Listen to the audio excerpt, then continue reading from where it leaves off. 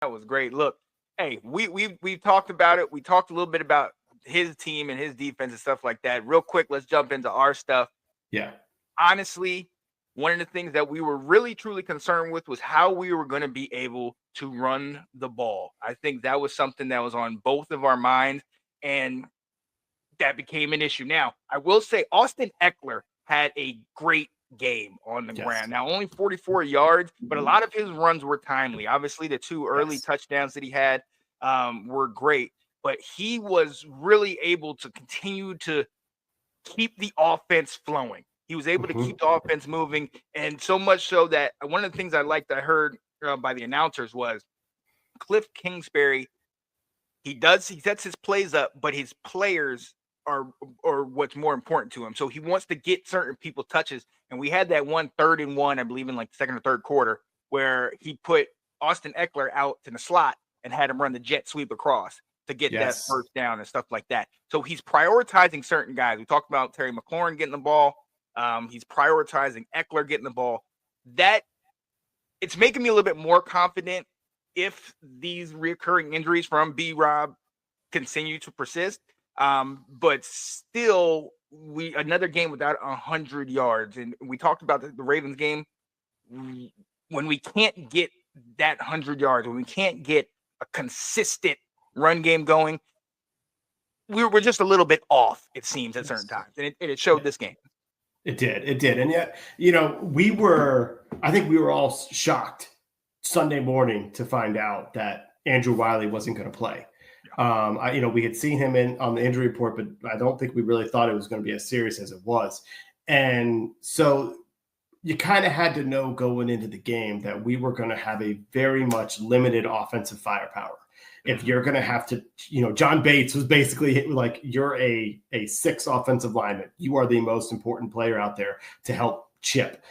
It takes away a weapon off the field. And Eckler, like you said, he had timely runs that was able to move the chains and keep things going, where unfortunately the rest of them really struggled. Now, don't forget, Rodriguez actually had a really good run, but then it got negated by a Bates penalty, and we had to go back. But McNichols didn't really get it going.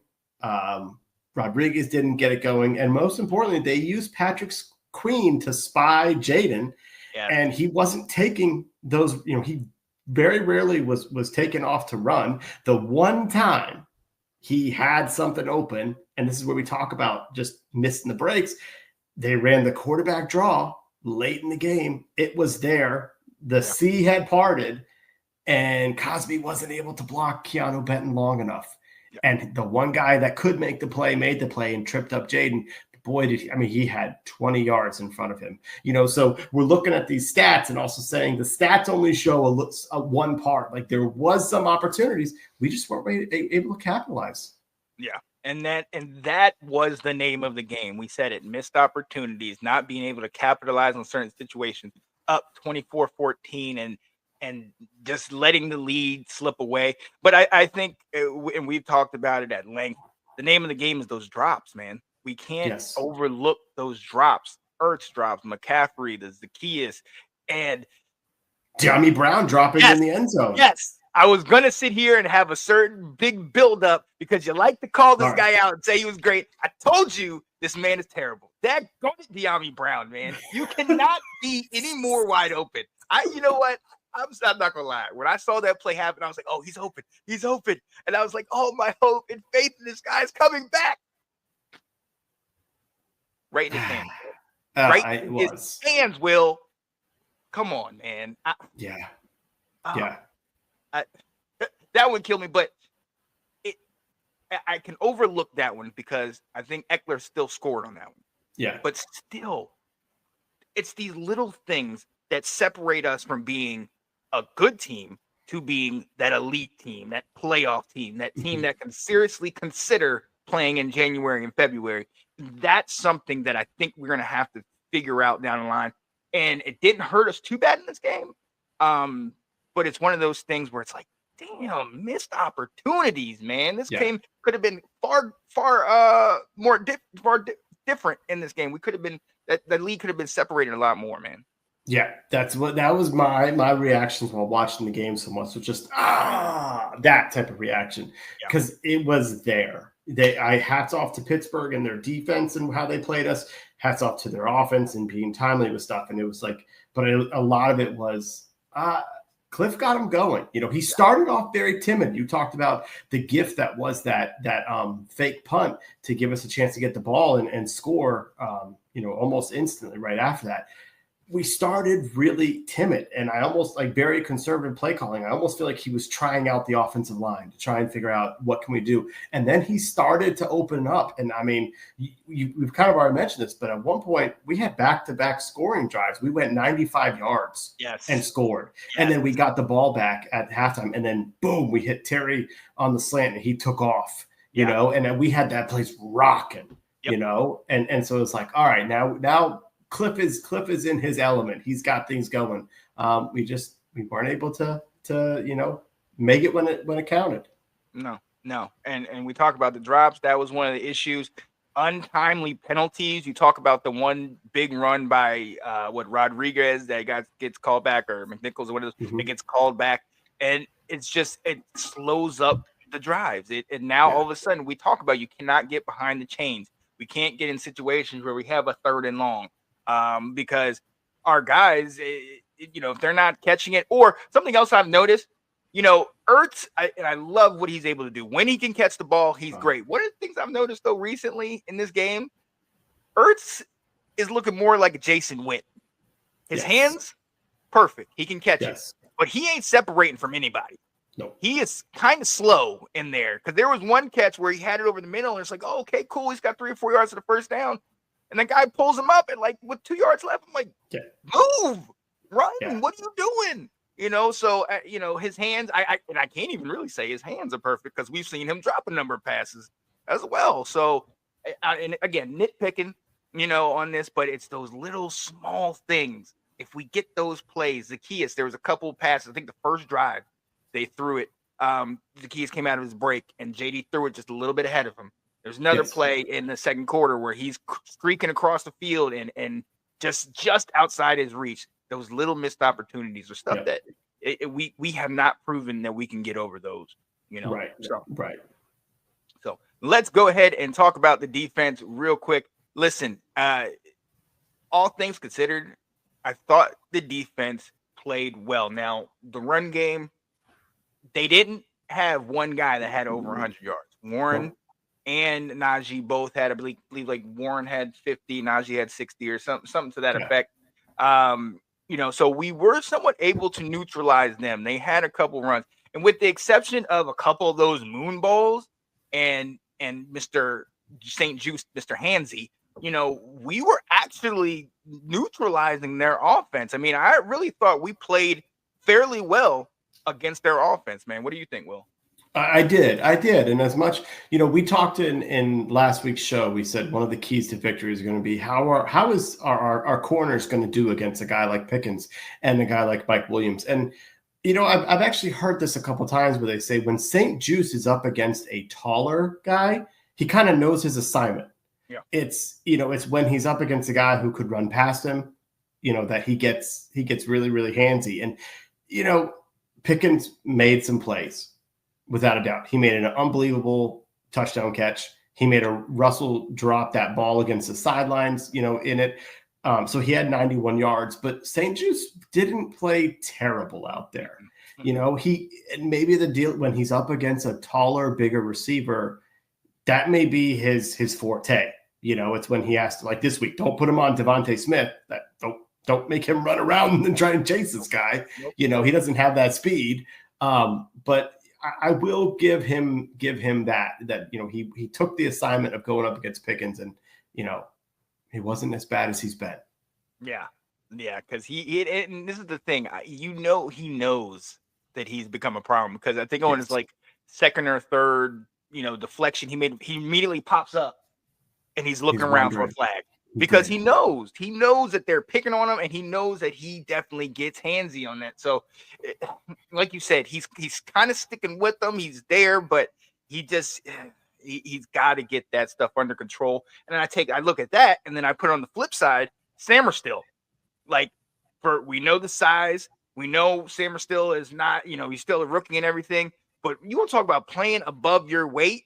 Yes. I mean, this is the second week in a row that there's been a quick little out pattern to a wide receiver that's wide open on a third down that the guy easily would normally make a juke somebody and get upfield, where Samerstill's coming in here, form tackle, wrapping him up and bringing him down with like a yard to go and just getting up. And you're like, whoa, okay, let's go. You know what I mean? And I know I get his size and all that, but you can't tell about the fight in the dog. This guy is just a dog out there, man. I'm really encouraged seeing him play.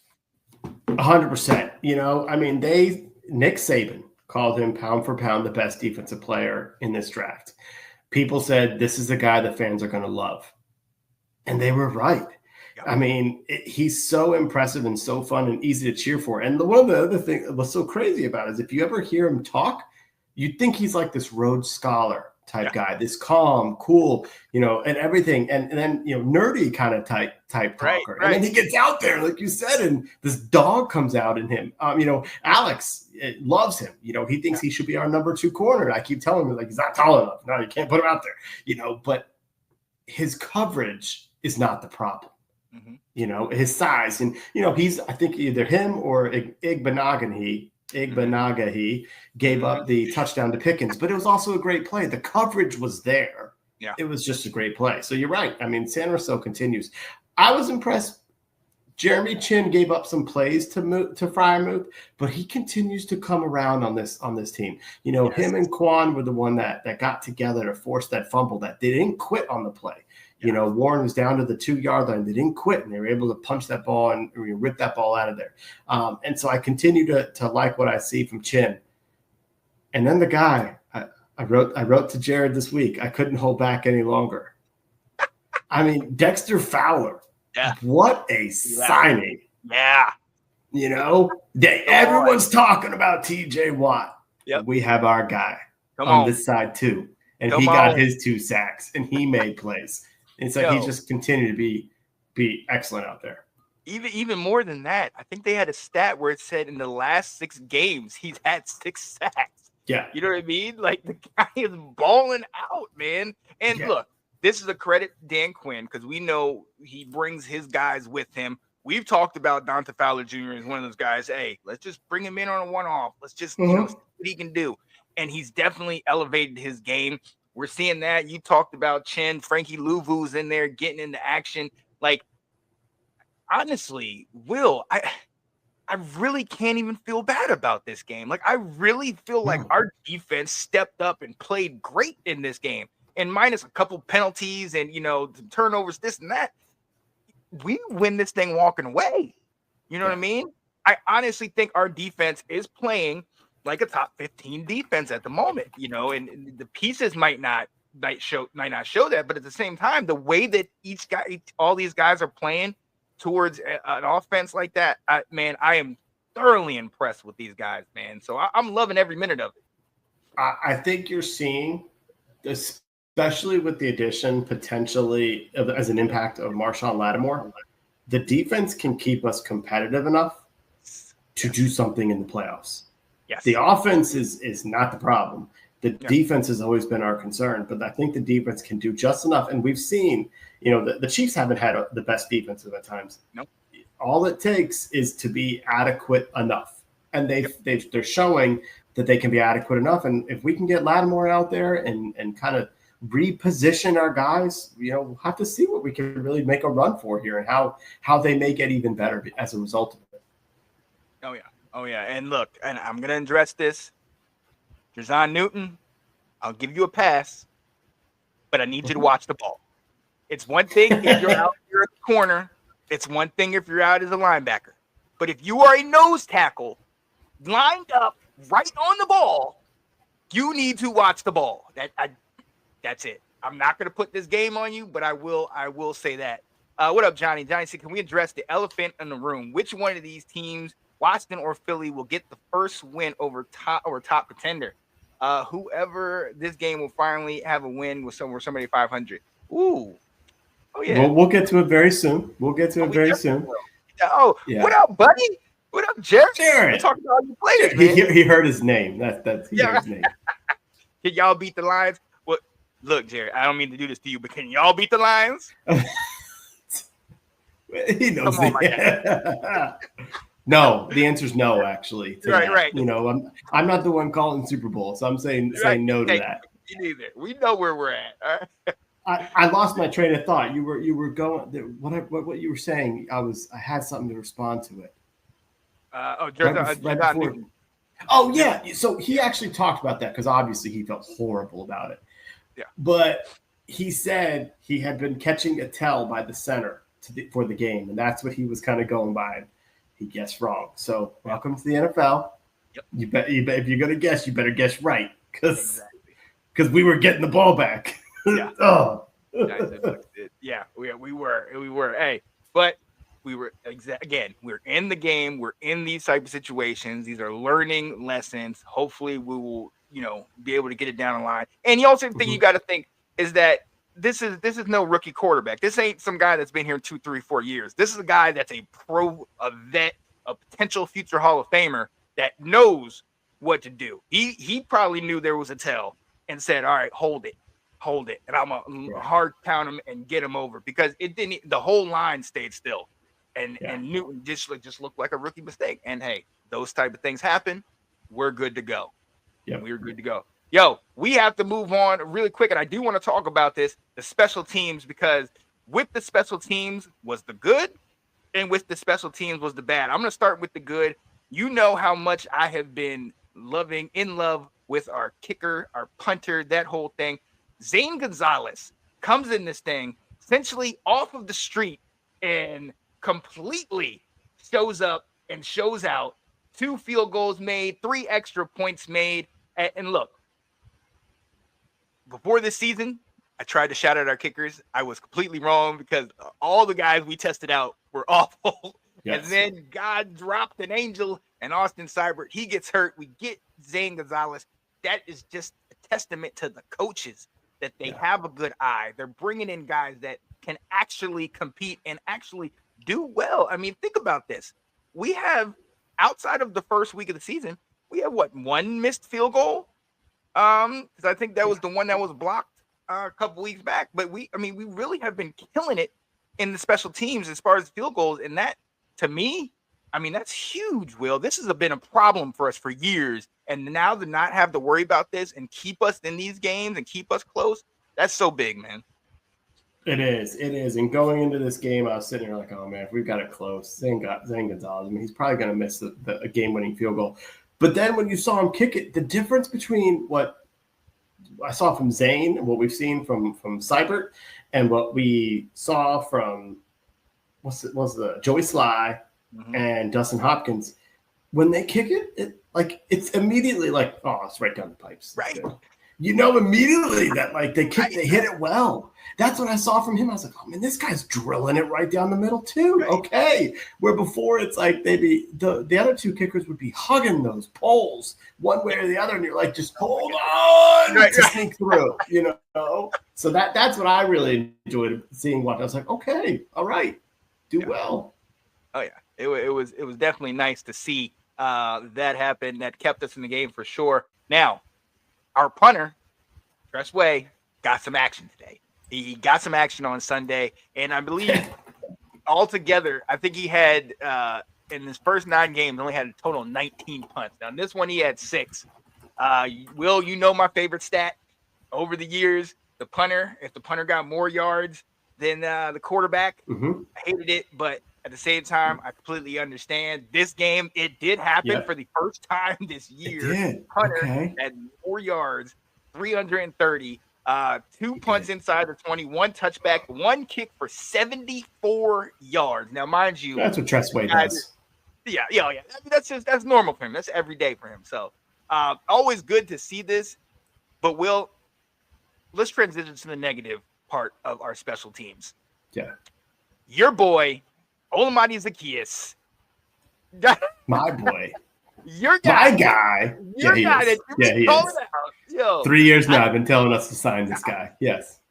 After the first month, I was like, okay, all right, that could happen. I've played kick return. It's when you have 11 guys running at you, it could get unnerving. I get that. The second one when you are surrounded by people, you need to make a definitive choice. Either I'm going to make the catch, or I'm going to catch it, or I'm going to get out of the way. You made the choice that you're going to stay and catch it. You have to catch it, period. You can't not give them opportunity, especially where you were on the field, man. So Will, talk to me about this, because I was yelling. I was like, bro, I don't ever want to see him on return again. Get Ekeler in this thing. Like, what are we doing? Where's Jamison Crowder, for goodness sakes? That's where I was feeling, man. What were you thinking? Well, come on, Jared, back me up. I mean, the sun might have been in his eyes. So, I mean, can you blame him here? But in all honesty, I wrote that too during our game chat. I was like, is there something going on with the lights, with the clouds? Like, what is happening here? Because they both hit him in the face mask, Yep. you know, and I've never fielded a punt. So I'm going to own that, you know, but I just feel like when the ball's coming down, you have an idea whether you're too far forward or not, if it happens twice in a row. And if you think the ball's coming in a little bit higher than you thought, maybe you reach your hands out. I don't know. Maybe you don't try and cradle it when you catch it like that. I don't know. But it wasn't good. I mean, we've kind of known for a while here that we don't have the most reliable punt returners. The broadcast on the Redskins side was kind of talking about, remember when they used to have Dax Milne? He wouldn't return it, but they knew he could catch it. And also, remember back to preseason when everyone was talking about Kazmir Allen? Mm-hmm. And the problem they said was, well, he's not very good at catching the ball. And fans are kind of like, yeah, but he's so fast. Just let him get back there and do it. The number one thing you got to do is catch the ball. You got to secure it first. And Oz had some trouble. So we'll see. I haven't heard anything yet, but Jamison Crowder was on injured reserve. Maybe he starts healing up a little bit quicker. You know, We'll find out. Look, I'll give you the benefit of the doubt. You know what I mean? He was having an off game altogether. So clearly it was in his head, because he couldn't catch. I think he only had, one or two catches. Actually, a couple of those he wasn't able to get his hands on. So if we can, let's put Ekeler back there. You said Crowder's on injured. Like, let's get these guys back there. But we cannot afford to have those mess ups and that type of stuff in close games like this, because that clearly, that extra drive and that touchdown they got off it was the difference in this ball game. So plays a part. But look, before we move on, we do have to talk about something, and we're not going to sit here and cry about it, but we will address it because it needs to be addressed. Ladies and gentlemen, this game, the flags were flying in this ball game, and a lot of it was going against the Steelers. You know, they're Joey Porter Jr. and I think it was maybe not Bishop, the other corner. They were getting flagged. They were a little touchy, you know, a little handsy, whatever. But so were we. And I think, though, Will, some of the things that I was more upset about is some of the plays that didn't get flagged. Like when Bates got his helmet ripped off, or when Pickens tried to choke out Samerstill. Like, if you're gonna let him play, let him play. But if you're gonna be touchy, you know, what are we doing here, refs? I 100% agree. You know, we're going to do some criticizing right now. I'm going to first, before I criticize, I'm going to tell them that there's a lot of people in Washington who are not happy with the final call on Ertz. I wasn't upset about it. There are things that I'm going to correct about it, but I was like, he's right near close or short. So I'm not going to say it was a first down and they screwed us over. I am going to critique just that, like George Pickens, you know what I learned? This is the guy where if he's not on your team, you are going to hate this guy when you go up against him. Exactly. And because he does a lot of this. And Pittsburgh knows this. Pittsburgh almost was ready to get rid of him because of his attitude. And all of a sudden he's exploded, you know, with Russell. But on that interception that for Jeremy Chin, and he starts running it back, and nobody knows whether he got touched or not. Pickens body slams or just tackles Samuelstill and jumps on top of him. And the ref runs onto the field to separate them. Mm-hmm. And my thing is, how is that a football play? Thank you. If you haven't blown the whistle to stop the play, so there's a live ball going, and this is happening right here, how do you just separate these guys and say, guys, get up? You can do that, but then you got something in your pocket there that probably needs to say, don't ever do that again. Right. And how the official did not call him for an unsportsmanlike on that play makes no sense to me whatsoever. No. And earlier in the game, there was a screen pass to him, and he did a little jump in the air, and then he put his hand on St. Juice's face mask. Now, I did see St. Juice get a little bit of his chin and then let go, but Pickens was grabbing his face mask and pushing it. Yep. I don't know the rules very well of the NFL to see if the offensive player is allowed to do that, but when I saw that, I'm like, that is at a clear disadvantage to the defender because he's sitting here like this, and then his face is pushed back, and he's no longer able to drive on the ball. And so, there was those two plays where I'm like, officials, what are we doing here? Right. How where are you at? And that's something where, look, let's call it one way or let's call it the other all the way through, because you saw a lot of that. And it's funny when you actually mentioned that one. I'm a fan of WWE and wrestling, and there's a guy in there that's called Roman Reigns, and his finishing move, he jumps up and then kind of punches down on the guy. And that's what it looked like when Pickens went. He went up and then kind of punched down. And I'm thinking the same thing you're thinking. Like, that's not. I know what a stiff arm is. That's not a stiff arm. That's an aggressive move. And even beyond that, there was a play that they had where it was like a little out or a screen or something. Samerstill comes up, makes the play or swipes the ball out, and then kind of gets up and just puts the fourth down sign up like this. And then all of a sudden he's just right next to Pickens. Pickens takes him by his face mask and kind of jerks him and then takes his hand off for a while. And I'm like, all right, whatever. That's going to happen. But even still, what ref, you ain't even come over and say anything to this guy? Like, you're not even going to come address that at all? And I think letting them play, I'm okay with that. But it needs to be consistent. Because I talked to you about the other time where, what's his name is Bates is blocking Queen. And he's blocking him to the play, goes down, pushes him down. And then all of a sudden, McQueen's down here ripping his helmet off and everything. And you just see Bates. And that was the first time I was like, oh, snap, Bates. Ooh, I'm going to a fight with you, man. He's like, look at a country, big country in that joint. But nothing was called. They just separated and let him get up. And for me, I know the refs get a bad rap. Whatever, you can't see everything, and we have the benefit of seeing things, in slow motion 2 or 3 times, whatever. But still, there's football and there's whatever the hell was going on there, and the refs. This is your job. You have to address that. If we're talking player safety, if we're talking, letting them play and keep everything, legit and copacetic, y'all got to make that play. That's on y'all, man. That's why you're there. So I'm a little frustrated with them as well, man.